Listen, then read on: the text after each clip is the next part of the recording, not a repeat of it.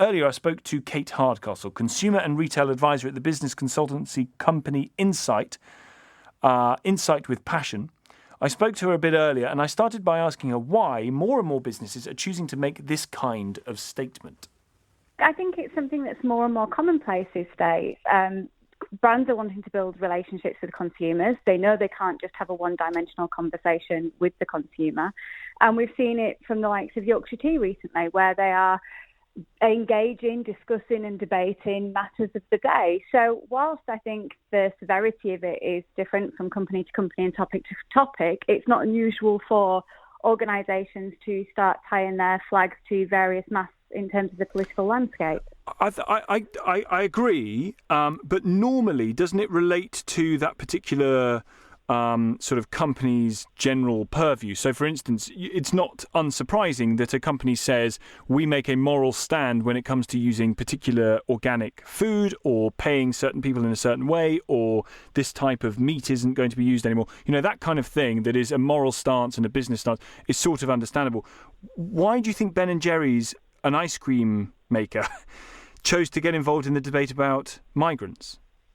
Look, the one thing I would say, if I was advising the company or if I had anything to do with it, one of my clients, I'd be asking them to sort out their own affairs first and foremost. Because the first thing that's going to happen if you do stand up and be counted is that, as we've seen today, the fallout on social media will be a lot of people going through your dirty linen and actually looking at your own behaviours and the way that you run the organisation. And you have to be whiter than white. So I think there's a lot that organisations, many multinational organisations, need to do. As someone who's worked in China and India and actually being accountable for the accounts of many of these large organisations and their buying and sourcing, I understand that there's a lot of work to do in terms of their own gatekeeping.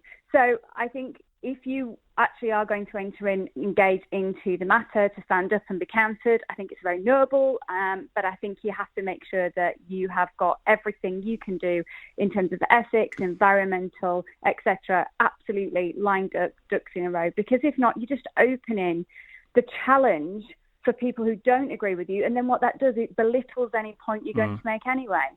I have to say, I actively don't want the places I go to buy from or the things that I buy to tell me their views on how they think about the world and therefore perhaps how I might want to think about the world, because I don't care. It makes no difference to me whatsoever that an ice cream maker says their particular view about the migrant crisis in the Channel, that the cosmetics company Lush launches. Do you remember a few years ago this odd anti-police, anti-spy cop campaign where they plastered their shops in images of police officers saying paid to lie?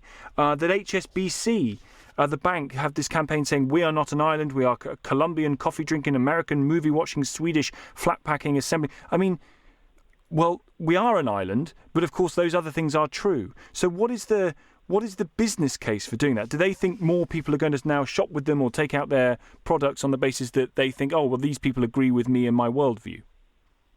I think there's certainly a need to want to be part of the topic and the conversation and the debate. I think some agencies will go to them with what they see as a great idea, a great social conscience, and also thinking that's going to pick up the PR points, that's going to perhaps be the headline for the next day. Yeah.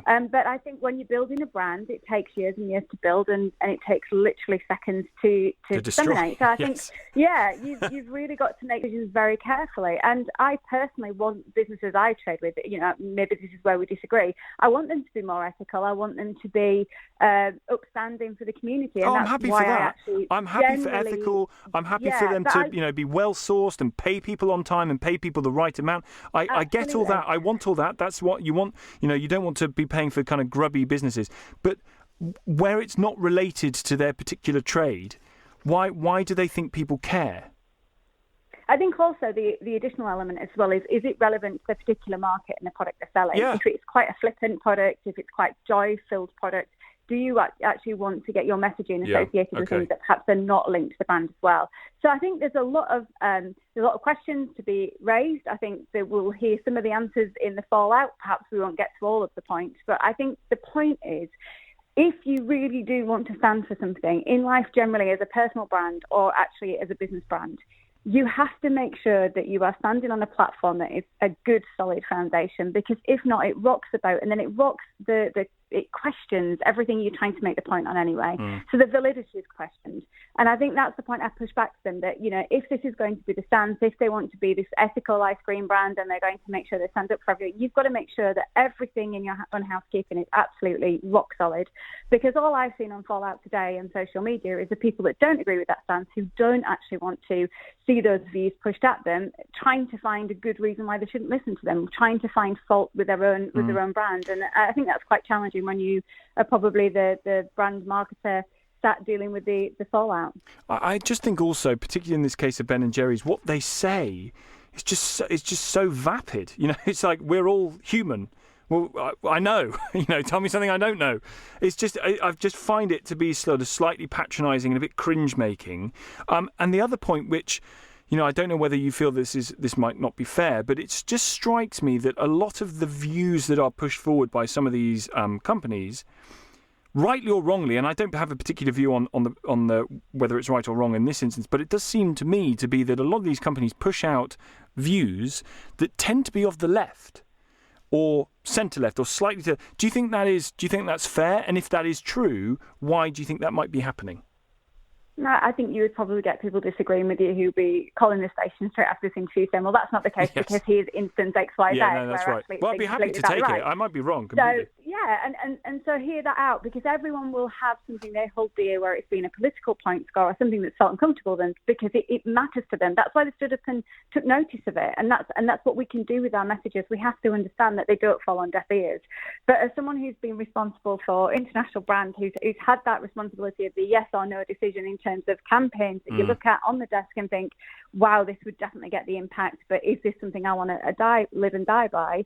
I've had to make the decision that actually I know there's so much good work that can be done behind the scenes, and it may not win you the glittering awards and it may not get you the press attention, but it's the right thing to actually make sure that you as a marketer can put your head on your pillow on a night and go to sleep. And that's my decision making, and that's the route I've taken, and I highly recommend it for any other organisations as well, because we have a lot of work to do in terms of our ethics, environmental, our sourcing, the way that we actually build these brands, and the legacy that we create for them in our workforce and our employment here in the UK and beyond. So I think actually, stand up and be counted for all of the great things you're doing, and then start doing your CSR, then start doing your social responsibility in terms of what else you want to get involved in. But understand that will also alienate some of your customer base.